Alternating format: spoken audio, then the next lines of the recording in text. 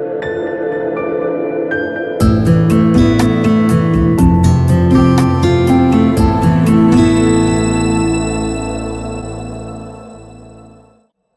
कि रिलेटेड है हमारा चार्जिंग से रिलेटेड कुछ क्वेश्चंस को हमें करना है आज।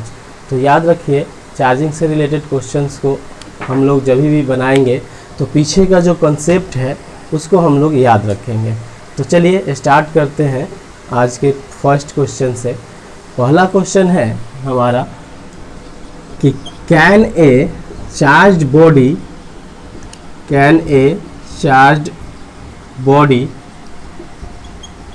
ठीक है, ये दोनों हो सकता है पॉजिटिव और निगेटिव,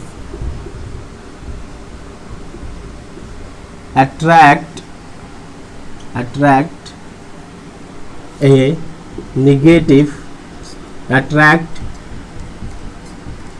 ए न्यूट्रल बॉडी, ठीक है, न्यूट्रल बॉडी को अट्रैक्ट कर सकता है, ठीक है।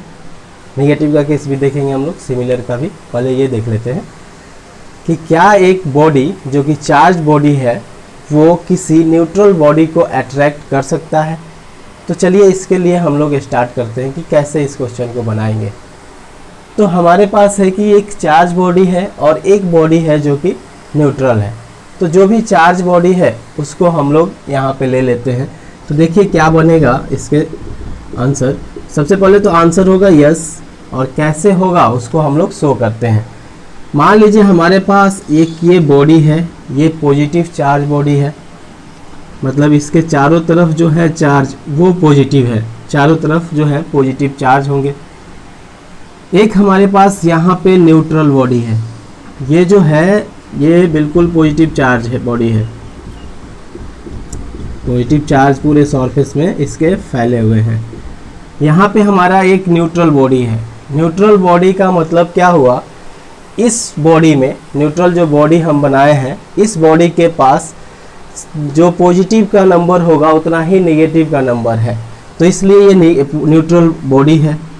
जैसे ही इस बॉडी को इसके नज़दीक लाएंगे, ये जो चार्ज बॉडी है इसको इसके नज़दीक लाएंगे तो क्या होगा, देखिए इसके जो सिमिलर चार्ज है उसको ये रिपेल करेगा। मतलब ये अगर हम पॉजिटिव को नज़दीक लाए हैं तो ये पॉजिटिव को रिपेल कर देगा, तो पॉजिटिव चार्ज सारे यहाँ पर आकर के इसके जमा हो जाएंगे।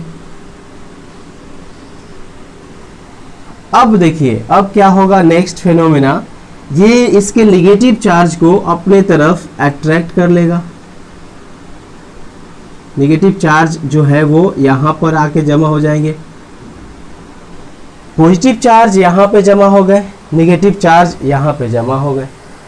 अब हम देखते हैं कि दोनों पे जो फोर्स अप्लाई होगा, ये जो नेगेटिव चार्ज को है पॉजिटिव चार्ज अट्रैक्ट करना चाहेगा, तो ये एक फोर्स लगाएगा इस पे, इस डायरेक्शन में। मान लेते हैं ये फोर्स F1 है, ये पॉजिटिव इस पॉजिटिव को दूर भगाना चाहेगा, तो यहाँ भी फोर्स लगेगा रिपल्सन का। तो इसको क्या फोर्स लगेगा इस पे, मान लीजिए F2 फोर्स इधर लगा रहा है। अब हम देख रहे हैं कि इसका डिस्टेंस जो है वो कम है और यहाँ से यहाँ तक का डिस्टेंस ज़्यादा है। हम लोग आगे पढ़ेंगे कूलम्ब्स लॉ से कि डिस्टेंस अगर ज़्यादा हो जाता है, डिस्टेंस को बढ़ा देते हैं तो फोर्स जो है वो कम हो जाता है। ये जो है हमारा प्रॉपर्टी, ये है न्यूटन स्क्वायर लॉ के हिसाब से। तो न्यूटन स्क्वायर लॉ क्या है, F is inversely proportional to 1/r²। तो यहाँ से यहाँ तक का डिस्टेंस देखिए, अगर बात करें यहाँ से यहाँ तक की डिस्टेंस, तो ये रहा डिस्टेंस r बहुत बड़ा है। यहाँ से यहाँ तक का डिस्टेंस देखिए, ये r छोटा है। तो जहाँ r का वैल्यू छोटा होगा वहाँ फोर्स जो होगा वो बड़ा होगा। तो इस केस में क्या हो जाएगा, F1 जो है वो बड़ा हो जाएगा F2 से। F1 जो फोर्स है, F1 पे जो फोर्स लग रहा है, ये फोर्स F2 से बड़ा हो जाएगा। और हम लोग देख रहे हैं कि जब ये F2 से बड़ा होगा तो क्या है, F1 किस टाइप का फोर्स है, F1 जो है वो तो अट्रैक्टिव फोर्स है और F2 क्या है, ये रिपल्सिव फोर्स है। तो इसलिए इस बॉडी के पास जो नेट फोर्स होगा वो कैसा होगा, अट्रैक्शन का फोर्स होगा। तो लिखेंगे F नेट जो होगा is attractive force, attractive force, मतलब फोर्स ऑफ अट्रैक्शन हो जाएगा एफ नेट, जो कि इसको इधर अट्रैक्ट करेगा। ये तो हमने एक पॉजिटिव बॉडी को लेकर के बना दिया। अब चलिए देखते हैं कि क्या एक नेगेटिव बॉडी और न्यूट्रल बॉडी को कैसे अट्रैक्ट कर रहा है। तो नेगेटिव के केस में भी हमारा सेम यही चीज़ें होगा। नेगेटिव के केस में जब हम बनाएंगे तो देखिए क्या होगा, एक हमने नेगेटिव बॉडी को यहाँ पे जिसके पास माइनस की संख्या ज़्यादा है, एक न्यूट्रल बॉडी के पास हमने ला करके रख दिया। तो चलिए न्यूट्रल बॉडी के पास ला करके रख दिए, ये क्या करेगा, इसके माइनस को दूर भगाएगा। तो माइनस का जमौरा यहाँ पे शुरू हो जाएगा, सारे माइनस क्या हो जाएंगे, यहाँ पे इकट्ठे हो जाएंगे और इसके प्लस को अपने तरफ अट्रैक्ट करेगा। तो जितने भी प्लस हैं वो सब प्लस यहाँ पे आकर के इकट्ठे हो जाएंगे। देखिए सारे माइनस यहाँ पे चले जाएंगे। इस प्रोसेस को क्या बोलते थे, हम इंडक्शन का प्रोसेस पढ़े थे। इंडक्शन में क्या होता है, एक चार्ज बॉडी दूर से ही फोर्स लगाता है।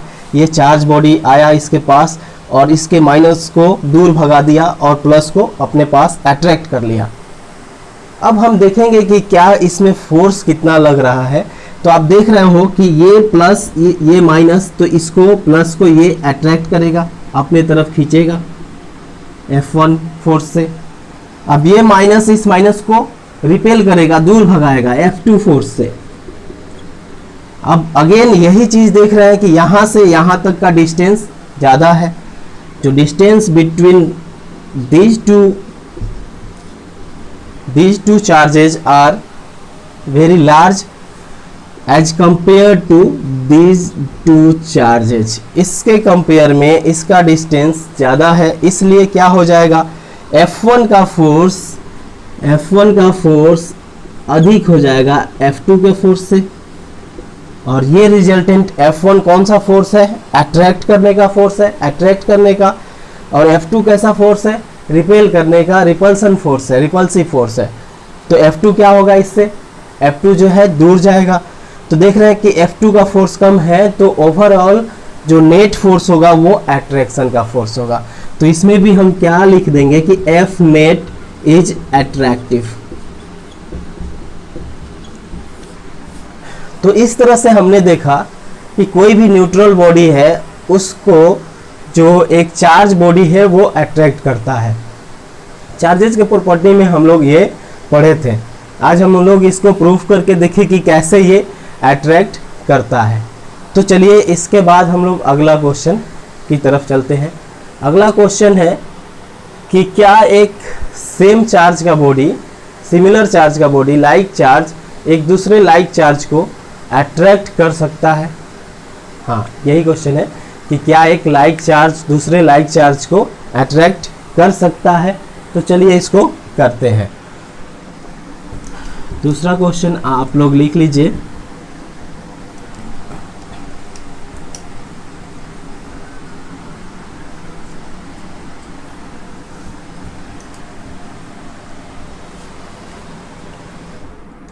जो सेकेंड क्वेश्चन है हमारा, can a like charge body attract another like charge body. क्या एक लाइक चार्ज बॉडी जो है दूसरे चार्ज को अट्रैक्ट कर सकता है। Can a like charge body attract each other यहाँ पे लिख देते can two like charge body attract. ठीक है, क्वेश्चन कुछ सही नहीं हो रहा है, तो चलिए इसको लिख देते हैं can a like charge body attract a similar charge or like charge body. Similar charge body, जो भी सिमिलर चार्ज बॉडी है क्या उसको लाइक चार्ज बॉडी अट्रैक्ट कर सकता है। तो इसका आंसर है कि यस, कर सकता है, लेकिन कुछ कंडीशंस हैं। कंडीशंस के रहेंगे क्या कि कंडीशन ये रहेगा कि दोनों जो बॉडी है उनके चार्जेज में बहुत बड़ा डिफरेंस होना चाहिए। अगर उसको अट्रैक्ट करना है तो दोनों बॉडी के चार्जेज में डिफरेंस होना चाहिए। मतलब जो हम लोग इसका आंसर लिखेंगे वो तो यस लिखेंगे, but there will be condition.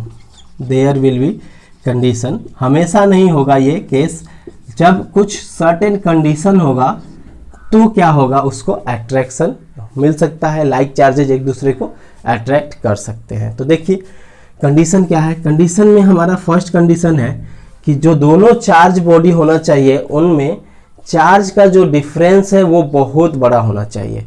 मतलब एक बॉडी है वो बहुत ज़्यादा चार्ज होना चाहिए, उसके पास बहुत ज़्यादा चार्ज होना चाहिए, और दूसरा जो बॉडी है उसके पास बहुत कम चार्ज होना चाहिए। तो चलिए इसको करते हैं। तो क्या लिख लेते हैं, दो कंडीशंस इसके हैं। The difference of charges are will be very large, will be very large. बहुत बड़ा डिफरेंस होना चाहिए दोनों के चार्जेज में। पहला तो कंडीशन ये है कि दोनों के चार्जेज में बहुत ही बड़ा डिफरेंस होना चाहिए। दूसरा जो कंडीशन है वो है कि दोनों एक दूसरे के काफ़ी क्लोज होने चाहिए। They must be closer to each other, to each other, एक दूसरे से काफ़ी क्लोज होना चाहिए। जब ये कंडीशन मिलेगा तब जाकर के सिमिलर चार्ज भी एक दूसरे को अट्रैक्ट कर सकता है। तो देखते हैं इस फेनोमेना को। इसमें क्या होगा, देखिए हम एक बॉडी ले लेंगे और दूसरा बॉडी इसके नज़दीक लाएंगे। ये काफ़ी नज़दीक है दोनों बॉडी, ठीक है, लेकिन जो दोनों बॉडी है वो काफ़ी नज़दीक है। आपको समझने के लिए हमने इसको दूर दूर बनाया है। तो देखिए क्या होगा इसमें जो हमारा, हम मान लेते हैं कि इसके पास प्लस चार्जेज हैं। अब ये प्लस चार्जेज इसके पूरे सरफेस में फैले होंगे, इसके प्लस चार्जेज पूरे सरफेस में फैले होंगे। तो देखिए इसके प्लस चार्जेज ये यहाँ भी हो सकते हैं, ये प्लस चार्जेज यहाँ भी हो सकते हैं। अब इसको समझने के लिए कुछ हम न्यूमेरिकल वैल्यू लेकर के इसको बनाते हैं। मान लेते हैं कि इस बॉडी के पास 2 माइक्रोकूलम का चार्ज है और ये बॉडी जो है इसके जो यहाँ पे जो इसके चार्जेज हैं, तो कुछ पूरे चार्ज जो है बॉडी में फैले होंगे, कुछ यहाँ भी चार्ज होंगे, कुछ यहाँ भी चार्ज है। तो जो 2 माइक्रोकूलम का चार्ज इस बॉडी का है, तो कुछ चार्ज यहाँ 2 माइक्रोकूलम का है, तो यहाँ भी 2 माइक्रोकूलम का, मतलब ये 2 माइक्रोकूलम का चारों तरफ फैला हुआ है। इसमें हमने मान लिया 20 माइक्रोकूलम के चार्ज हैं जो कि चारों तरफ फैले हुए हैं। जब इसको नज़दीक लाएंगे तो ये इंडक्शन का प्रोसेस होगा और ये क्या करेगा, इस पे फोर्स लगाएगा 2 माइक्रोकूलम का। ये क्या करेगा, इसमें से जो भी अट्रैक्शन होगा, जो भी इलेक्ट्रॉन होगा उसको अट्रैक्ट करेगा, मतलब नेगेटिव चार्ज को अपने पास बुला करके इस पे एक फोर्स लगा देगा और ये -2 कूलम क्रिएट करेगा अपोजिट फेसेस पे। हम लोग पढ़े थे कि क्या होता है, अपोजिट फेसेस पे ये इसका प्लस रहता है, तो ये यहाँ पे अपोजिट फेसेस पे क्या कर देगा, फोर्स लगाएगा -2 कूलम। तो यहाँ पे ये -2 माइक्रोकूलम लगा देगा और यहाँ पे ये जो फोर्स लगाएगा ये +2 माइक्रोकूलम का लगा देगा। उसी तरह ये 20 माइक्रोकूलम अपने यहाँ पर, यहाँ प्लस है तो यहाँ -20 माइक्रोकूलम लगाएगा और यहाँ पे +20 माइक्रोकूलम लगाएगा फोर्स। ये फोर्सेस हैं। तो देखिए कैसे हुआ, दो बॉडी था, ये 2 माइक्रोकूलम का था, तो हम लोगों ने क्या पढ़ा था कि अगर ये Q1 और Q2 दो बॉडी है तो इसका जो चार्ज होगा, इंडक्शन प्रोसेस में यही पढ़े थे हम लोग कि कभी भी किसी भी बॉडी के पास अगर एक चार्ज बॉडी लाते हैं तो अगर इसके पास +Q है तो ये सिमिलर +Q यहाँ इस एंड पे बनाता है और -Q इस एंड पे बनाता है। तो 2 माइक्रोकूलम था तो -2 माइक्रोकूलम इस एंड पे बनाएगा और +2 माइक्रोकूलम इस एंड पे बनाएगा ये बॉडी। अब इसके बाद हम लोग देखते हैं 20 माइक्रोकूलम का है प्लस, तो -20 माइक्रोकूलम का इस बॉडी यहाँ पे बनाएगा चार्ज जो है अट्रैक्ट करेगा फोर्स के साथ, और ये 20 माइक्रोकूलम सिमिलर यहाँ पे 20 माइक्रोकूलम बनाएगा। अब हम लोग देखते हैं कि फोर्सेस कैसे लग रहे हैं। तो F नेट फोर्स सब जगह निकाल लीजिए। यहाँ पे जो नेट फोर्स होगा एफ नेट होगा वो कितना फोर्स है, कितना कूलम यहाँ पे लग रहे हैं, देखिए 20 + 2 22 माइक्रो कूलम। इस पॉइंट पे जो हम कैलकुलेट करेंगे तो 2 और -20 ये +2 है माइक्रो कूलम, तो यहाँ पे हम +2 माइक्रो कूलम और -20 माइक्रो कूलम इसको कैलकुलेट करेंगे तो -18 माइक्रो कूलम आ जाएगा। इस पॉइंट पे कैलकुलेट करेंगे तो देखिए क्या है, 20 माइक्रो कूलम -2 माइक्रो कूलम, ये कितना हो गया 18 माइक्रो कूलम। इस जगह पे कैसा फोर्स 18 माइक्रो कूलम का चार्ज आया, नेट चार्ज। और यहाँ पर देखिए कितना चार्ज आएगा, इस पर आएगा आपको 20 + 2 मीन्स 20 माइक्रो कूलम।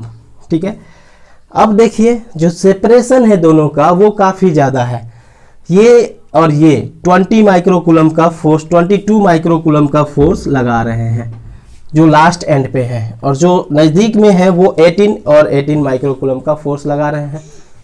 और ये एक प्लस है और एक ये माइनस है, तो ये अट्रैक्ट करेगा। F2 जो है यहाँ से जो यहाँ तक लग रहा है ये फोर्स तो अट्रैक्शन का है, -18 कूलम और +18 कूलम। और जो लास्ट एंड का फोर्स है 22 माइक्रो कूलम और 22 माइक्रो कूलम ये रिपल्सन का हो गया फोर्स। अब इससे क्या होगा, देखेंगे कि डिस्टेंस किसके बीच का कम है, तो इस बॉडी में ये डिस्टेंस कम है F1 और ये डिस्टेंस काफी ज्यादा है F2 जहां अप्लाई होगा। R1 R2 दे देते हैं डिस्टेंस के लिए, R1 R2। तो R1 R2 में R2 ज्यादा है, इसलिए क्या होगा, जो रिपल्सन का फोर्स है वो कमजोर होगा। तो यहां लिखेंगे जो F1 फोर्स होगा इन दोनों के बीच जो फोर्स होगा F1, वो F1 फोर्स ग्रेटर होगा F2 फोर्स से। F2 फोर्स का मतलब ये जो बॉडी लगा रहे हैं रिपल्सन का फोर्स, ये दोनों अगर देखा जाए तो F1 जो होगा वो ग्रेटर हुआ। क्यों हुआ, बिकॉज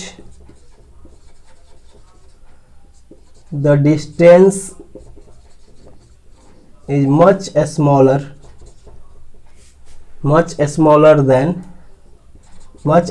बहुत ही ज्यादा कम डिस्टेंस है, बहुत छोटा है, इसीलिए F नेट क्या हो जाएगा। अब F1 और इसमें देखिए F1 में कैसा फोर्स लग रहा है, माइनस और प्लस एक दूसरे को अट्रैक्ट करेंगे, तो F नेट कैसा फोर्स हो जाएगा, अट्रैक्टिव फोर्स हो जाएगा, अट्रैक्टिव फोर्स F नेट हो जाएगा। चलिए इस बात को फिर से समझने की कोशिश करते हैं कि ये पूरा बॉडी में क्या हो रहा है। देखिए इस बॉडी में हमने एक बात मान लिया कि दो बॉडी चार्ज्ड हैं जिनके चार्जेज में काफी डिफरेंस है। एक को हमने 20 माइक्रो कूलम का ले लिया, ये बॉडी को हमने 20 माइक्रो कूलम का ले लिया, और इस बॉडी को हमने ले लिया 2 माइक्रो कूलम। जो 2 माइक्रो कूलम का बॉडी था ये इस पे कैसा फोर्स लगाएगा, तो इसके अदर एंड पे सेम फोर्स लगाएगा 2 माइक्रो कूलम, और इसके इस एंड पे -2 माइक्रो कूलम फोर्स लगाएगा। सेम ये 20 माइक्रो कूलम करेगा, फोर्स लगाएगा। ये क्या करेगा, 20 micro coulomb same charge create करेगा लास्ट में, लास्ट एंड पे। तो ये 20 जो है ये यहाँ पे क्या क्रिएट करेगा, सेम +20 है तो +20 क्रिएट कर दिया, और इस एंड पे ये -20 क्रिएट करेगा। ये जो 20 है इस एंड पे -20 क्रिएट करेगा, जो फोर्स क्रिएट करेगा, जो कूलम चार्ज क्रिएट करेगा। उसी तरह जो 2 कूलम का चार्ज था यहाँ पे प्लस में क्रिएट करेगा, और 20 कूलम तो ऑलरेडी पहले से पूरे बॉडी में है ही, पूरे बॉडी में पहले से 20 कूलम है ही। अब हर पॉइंट पे हमने निकाला फोर्स जो है F नेट का, नेट कूलम चार्ज बोला, चार्ज कूलम यहाँ पे करेंगे, चार्ज नेट चार्ज लिख देंगे यहाँ पे, ठीक है, नेट चार्ज, नेट क्यू। यहाँ पे देखिए कैसे हुआ, 20 micro coulomb plus 2 micro coulomb, ये हो गया 20 माइक्रो कूलम का चार्ज। ठीक है, 20 माइक्रो कूलम का चार्ज यहाँ से आया, और यहाँ देखिए -20 + 2, तो -20 + 2 क्या हो गया, -18 माइक्रो कूलम का चार्ज। यहाँ क्या हो जाएगा, इस पॉइंट पे 20 और -2 माइक्रो कूलम, तो 18 माइक्रो कूलम का चार्ज हो जाएगा। और इस जगह पे क्या हो जाएगा, 20 + 2, तो 22 माइक्रो कूलम का चार्ज हो जाएगा। तो देख रहे हैं ये प्लस और माइनस अट्रैक्ट कर रहा है 20, और ये लास्ट वाले दोनों एक जैसे चार्ज आए। ये देखिए ये प्लस और ये प्लस आया, रिपल्सन होगा, मतलब ये लास्ट वालों में रिपल्सन, अभी तक पढ़ रहे थे, लास्ट वाले रिपेल करेंगे एक दूसरे को और ये अट्रैक्ट करेंगे।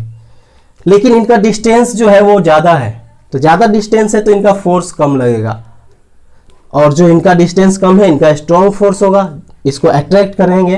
तो इससे पूरा साबित हो गया कि अगर लाइक चार्ज बॉडी है वो भी लाइक चार्ज को अट्रैक्ट कर सकता है।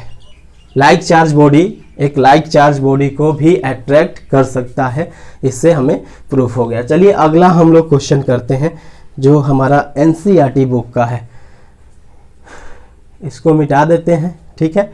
चलिए एक क्वेश्चन हम लोग और करेंगे, उसके बाद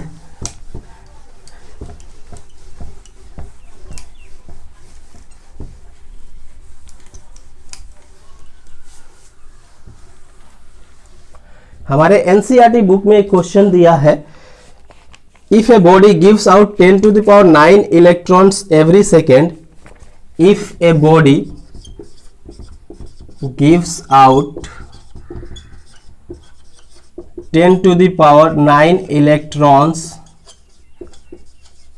एवरी सेकेंड, इसके थ्योरेटिकल पार्ट में हम लोग बात किए थे, how much time is required, how much time is required to get a total charge